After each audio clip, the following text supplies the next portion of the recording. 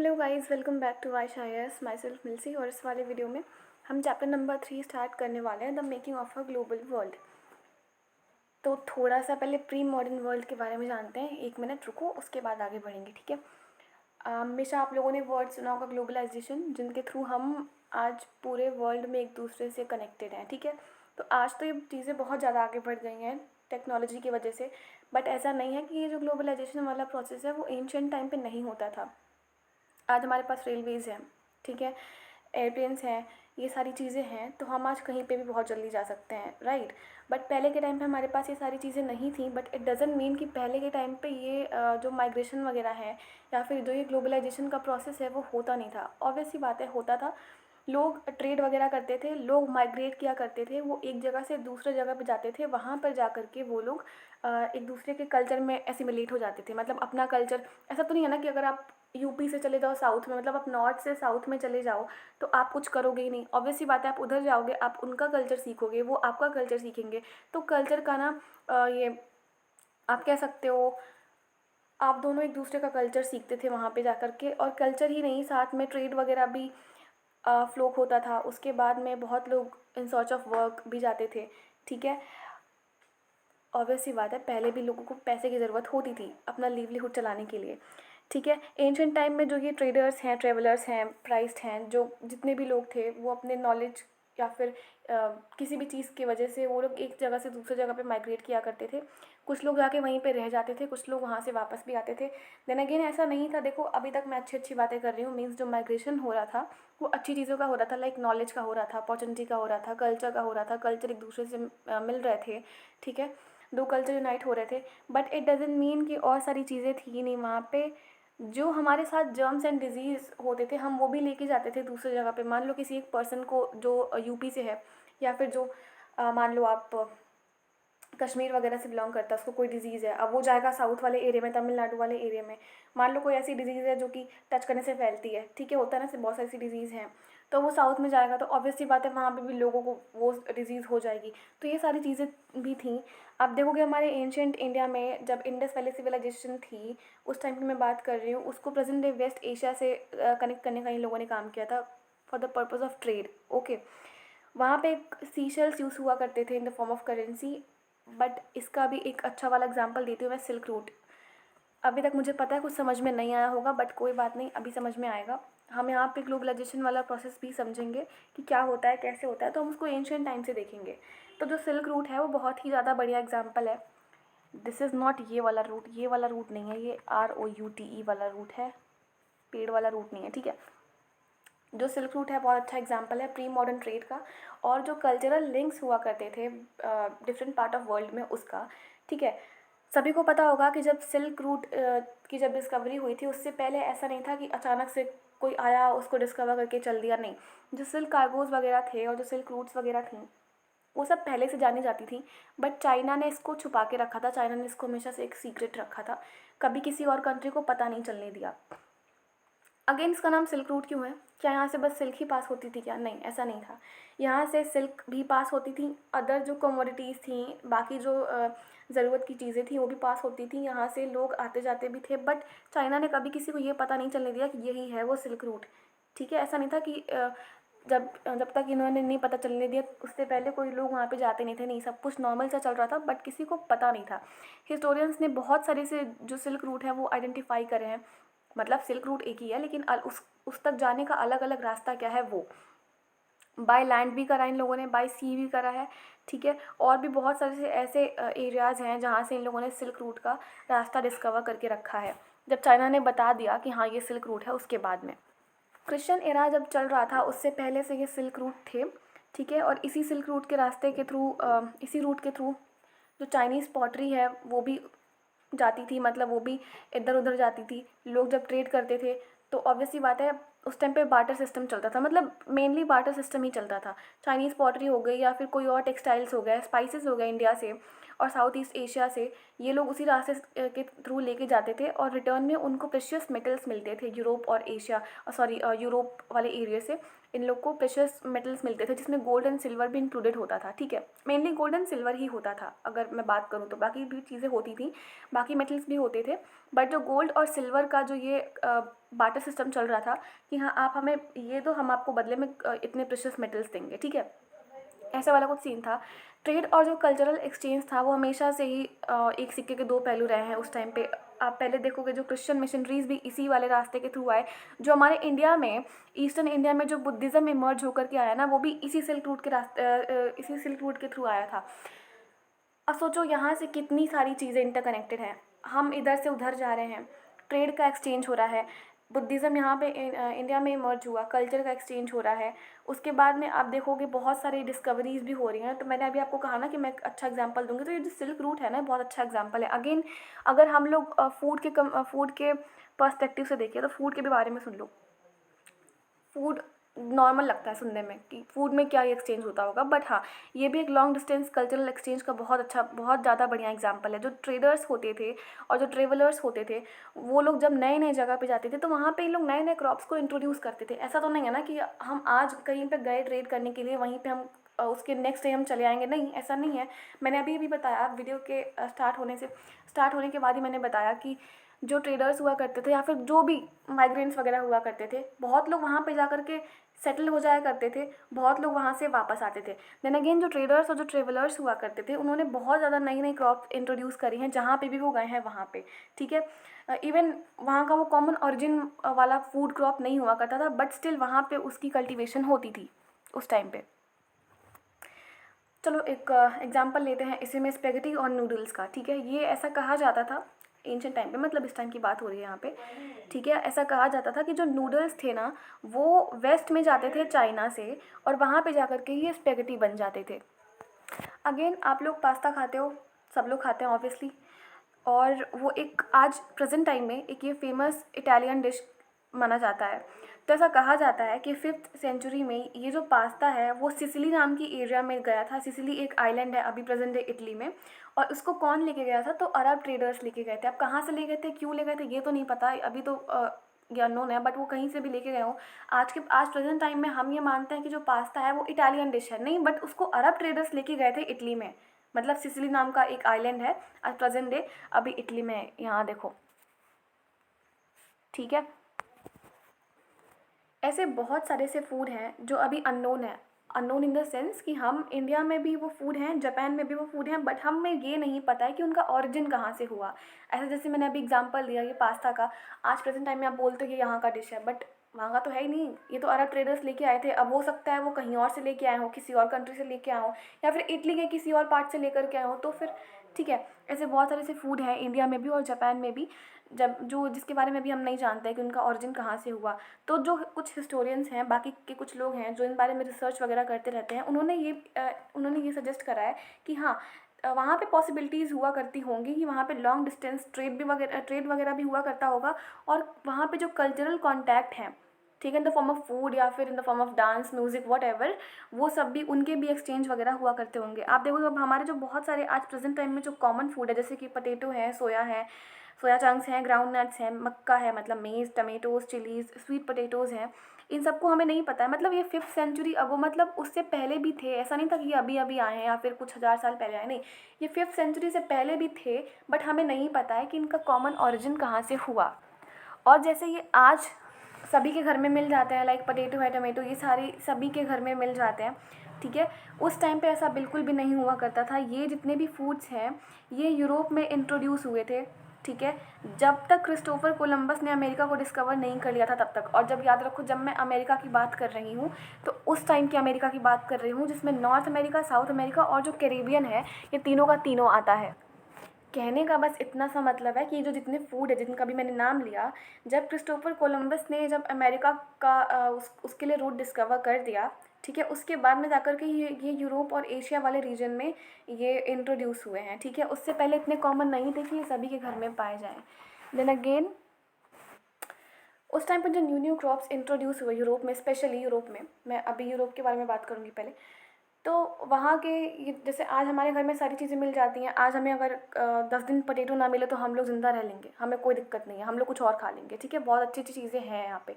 उस टाइम पे अभी उतनी कुछ खास डिस्कवरी या फिर कुछ भी इंट्रोड्यूस नहीं हुआ था।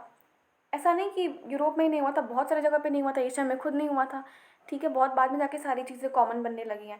उस टाइम पे जो पोटैटो है ना वो कॉमन नहीं था, स्पेशली यूरोप में। तो जो यूरोप के जो गरीब लोग हैं, अगर हो भी सकता है कॉमन, तो वो गरीबों में नहीं था, बिकॉज़ उनको खाने को उतना मिलता था नहीं। और जैसे ही पोटैटो इंट्रोड्यूस हुआ वहाँ पे जो पुअर पीपल जो थे यूरोप के, उन्होंने थोड़ा बहुत अच्छा खाना स्टार्ट किया। और जैसे ही पोटैटो इंट्रोड्यूस हुआ उसकी वजह से मतलब वो कम्प्लीटली उसी पे डिपेंड होगा कि अगर वो नहीं मिलेगा तो वो मर ही जाएंगे। और हुआ भी कुछ ऐसा ही।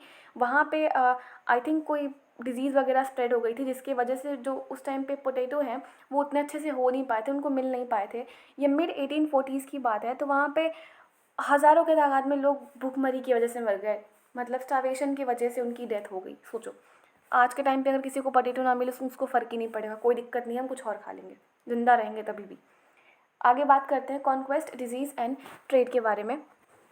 अब ये जो प्री मॉडर्न ट्रेड है, नॉट ट्रेड, जो प्री मॉडर्न वर्ल्ड है, ठीक है, अभी जैसे मैंने बताया जहाँ पे ना टेक्नोलॉजिकल एडवांसमेंट है, ना कुछ लोग आ जा रहे हैं इधर उधर, जिसको ना क्रॉप के बारे में पता है ना किसी और चीज़ के बारे में पता है, जहाँ पे एक पोटैटो भी कॉमन फूड नहीं है, ठीक है, इसको हम कंसिडर करेंगे प्री मॉडर्न वर्ल्ड। इसका दी एंड होता है 16th सेंचुरी में। क्यों? ऐसा नहीं कि ग्रेजुअली एकदम डी एंड द एंड नहीं हो गया, कुछ चीज़ें हुई बीच में भी, लंबा प्रोसेस था, ठीक है, बट 16th सेंचुरी आते आते इसका दी एंड हो गया। क्यों? क्योंकि जो यूरोपियन सेलर्स थे उन्होंने सी रूट को डिस्कवर कर लिया था, एशिया तक के आने का उन लोगों ने रास्ता ढूंढ लिया था। स्पेक्ट्रम मॉडर्न हिस्ट्री पढ़ा होगा तो आपको पता होगा, यहाँ पे डिटेल में हम नहीं जाने वाले हैं। तो जो यूरोपियन सेलर्स थे, क्योंकि ये वर्ल्ड हिस्ट्री चल रही है, वो ये थोड़ा सा इंडियन हिस्ट्री हो जाएगा, तो जब वो करेंगे तब देखेंगे उसका, ठीक है। सो जो यूरोपियन सेलर्स थे उन्होंने सी रूट डिस्कवर कर लिया था, एशिया तक के आने का रास्ता मीन्स वाया सी उन्होंने डिस्कवर करा था। और वो लोग सक्सेसफुली उन लोगों ने क्रॉस कर लिया था वेस्टर्न ओशन टू अमेरिका। आप देखोगे उससे पहले जितने भी सेंचुरीज़ थी, ठीक है, 15 वगैरह 14 13 जितनी भी सेंचुरीज़ वगैरह थी, उसमें जो इंडियन ओशन था वहाँ पे वो बहुत ही बिजी एरिया हुआ करता था, बिजी ओशन हुआ करता था। क्यों?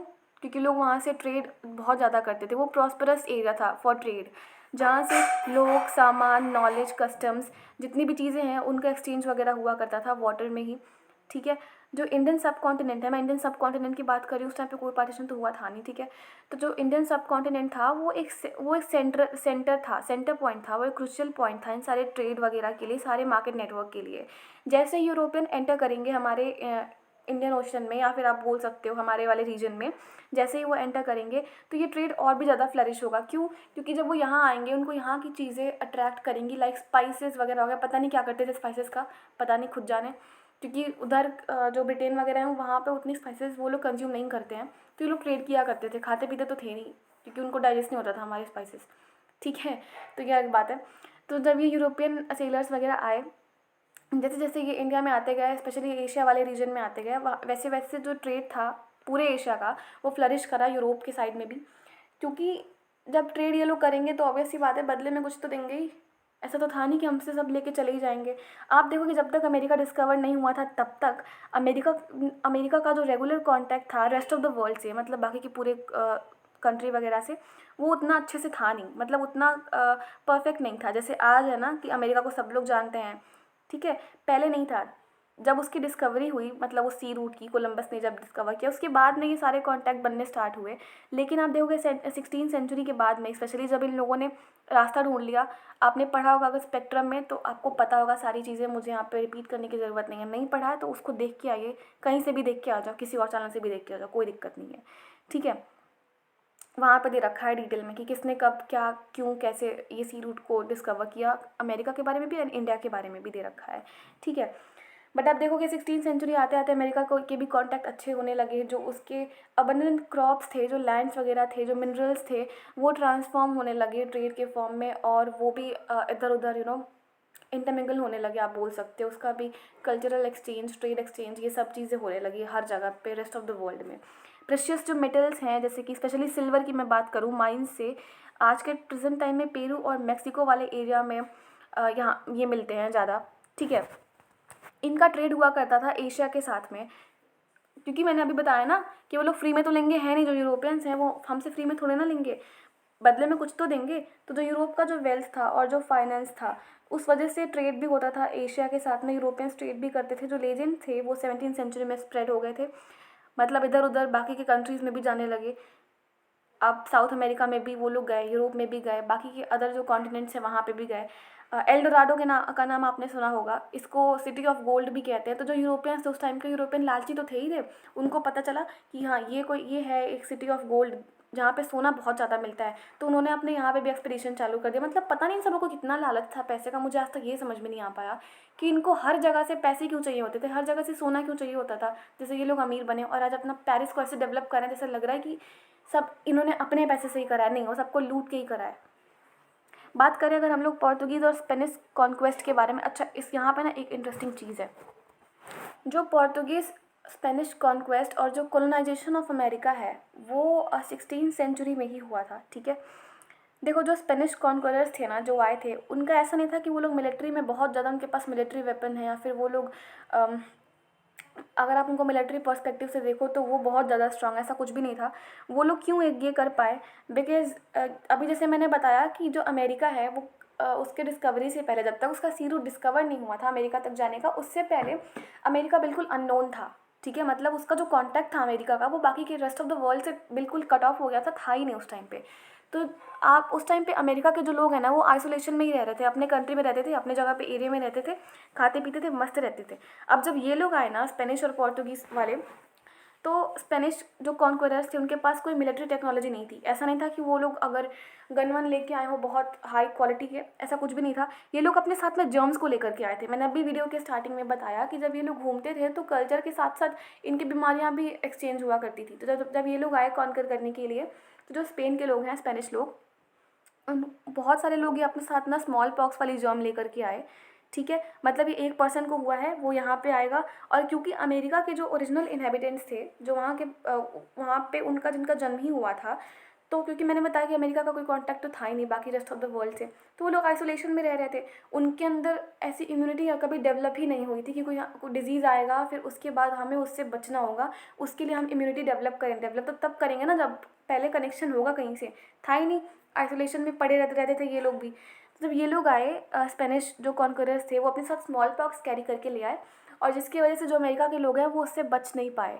तो ये जो डिज़ीज़ है ना, वो डेडली डिजीज़ था, वो बहुत तेज़ी से वाइड स्प्रेड हुआ पूरे अमेरिकन सिटीज़ में एक बार। अब अच्छा सुनो, अगर मान लो कोई गन वन से आपको मार रहा है, आप गन छीन सकते हो, आप बॉम्बिंग करवा सकते हो, ये सब करवा सकते हो। अगर आपके पास वेपन है तो आप कुछ ना कुछ तो कर सकते हो। बट अगर आपके पास वेपन ही नहीं है, क्या करोगे आप? अगर आपको कोई ऐसे ये आपको कोई डिजीज़ ट्रांसमिट कर रहा है तो आप उस टाइम पे क्या करोगे? आपके पास कोई ऑप्शन नहीं है, और वो भी तब जब आपके पास बचने का ही कोई तरीका नहीं पता है, आपको खुद को सेव करने का तरीका नहीं पता है, आप उस टाइम पे कुछ नहीं कर सकते हो। बहुत सारे लोग वहाँ के मारे गए। फिर आप देखोगे 19th सेंचुरी तक जो पॉवर्टी और हंगर है वो कॉमन था यूरोप में।